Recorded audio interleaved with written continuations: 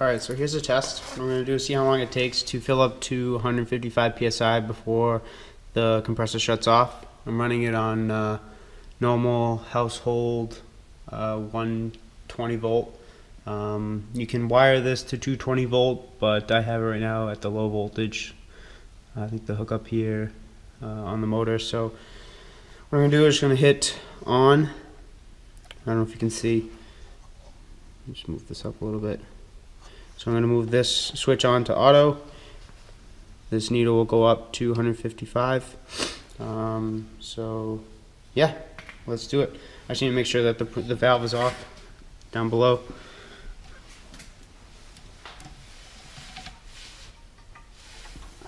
I had replaced it with a ball valve, make it easier. So as soon as I hit on or auto, supposedly it takes 7.5 minutes to fill up from 0, so let's test it.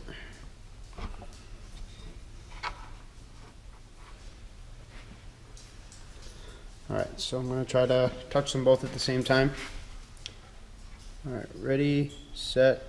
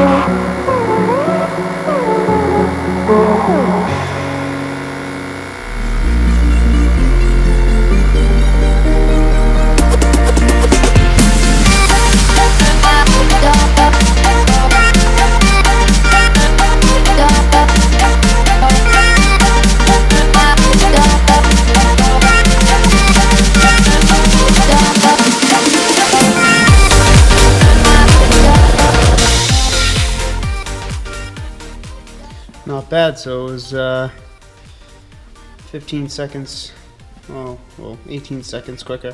So yeah, there you go. There's a test on how quick this Husky, I think it's a 1.6 horsepower cast iron pump air compressor.